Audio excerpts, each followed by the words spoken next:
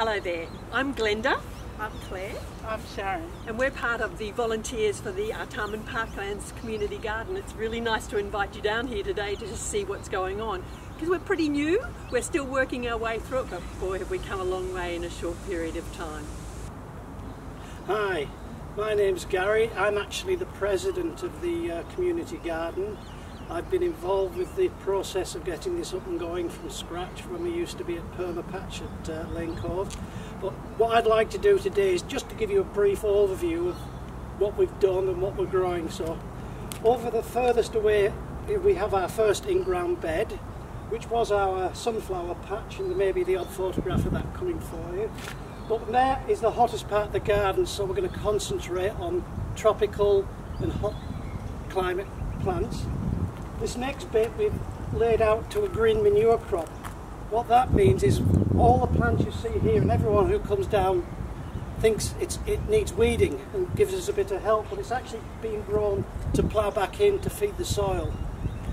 On this side, just behind me, we've got a new construction which is for growing beans and future melon crops. And behind me we've got our raised beds. There's 8 raised beds, one of which is a wicking bed, and I'm sure somebody would like to tell somebody about wicking beds another day. And right in front of us we've got our winter crop.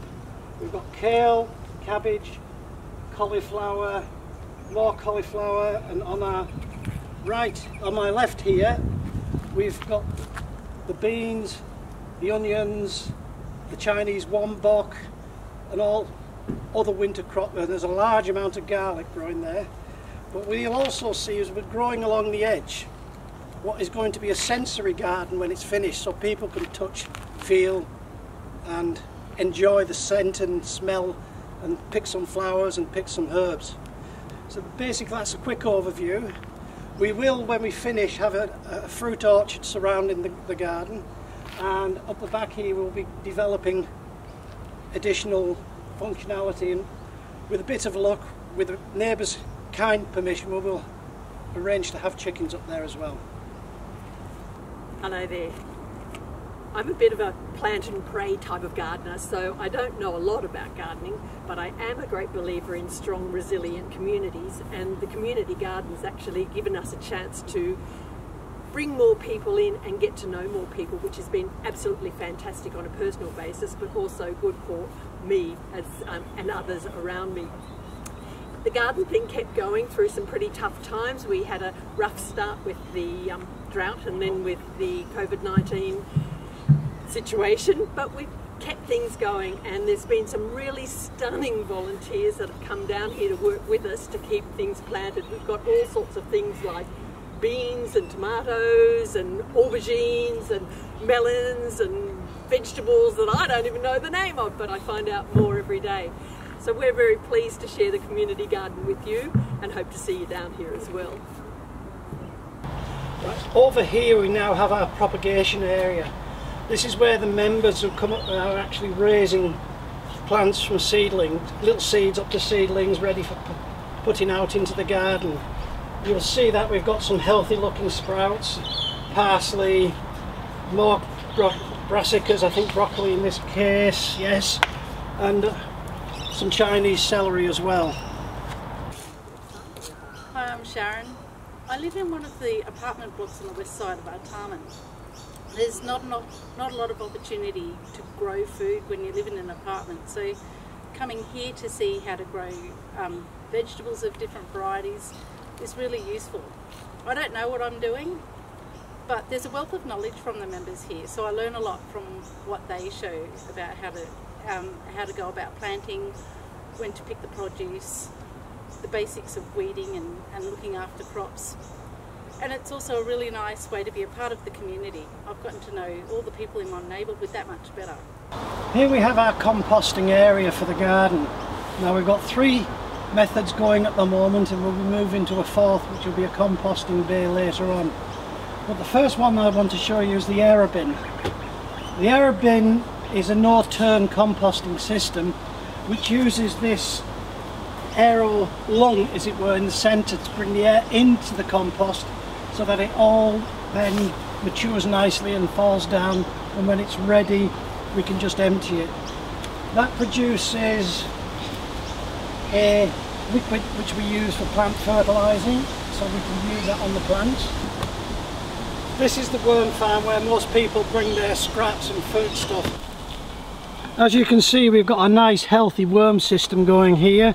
Lots of nice composting worms in amongst what is becoming a nice rich healthy brew, which is then producing a liquid which will drain into the bottom of the worm farm, which we extract from here, which we will use to feed our plants. This is referred to by a lot of people as worm wee. Hi, I'm Claire. I'm a mother of two. I have two girls, 8 and 7. We really value this community garden in our neighbourhood. My girls really love walking through the stepping stones and basically discovering lots of vegetables like tomatoes and eggplants and peas in this garden on their way to the park over there. Also, sometimes we see their friends here as well from school. Good morning, my name is Marshall. I'm affectionately or unaffectionately known here as the Mole. My usual run of jobs is to dig holes. Sometimes we fill them back in again. The holes are for the planting of established trees, so we can give some atmosphere and some shade to the area that's been generated here. Now I'll bring you to our pride and joy in the garden. When the members are working hard, we want them something to give them something to relax afterwards, so we built them a pizza oven, and this is our little ladybug pizza oven, which is capable of cooking up to 5 pizzas at any one time. So this is really part of the social side of the garden rather than the work side. This is where we will have a bit of fun as well as a bit of hard work.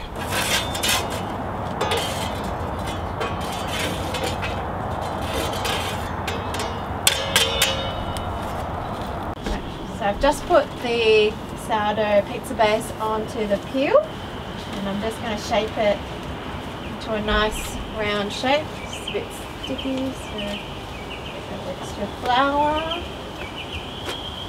And put some of this homemade pizza sauce that Gary's made with chili and cherry tomatoes and lots of herbs. Smells good. Some more pastrami, sprinkle some on, some mozzarella, I'm going to put some ricotta, I'm going to put some pesto, a couple of dollops, I'm going to finish with some fresh basil picked from the garden. There you go, and it's ready to go in the oven.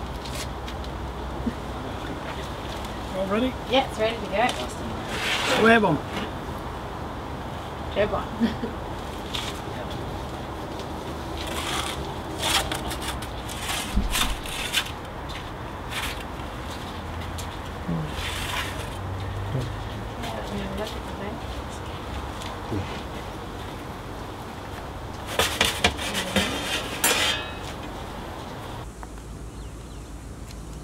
Thanks for coming along and doing a tour of our garden.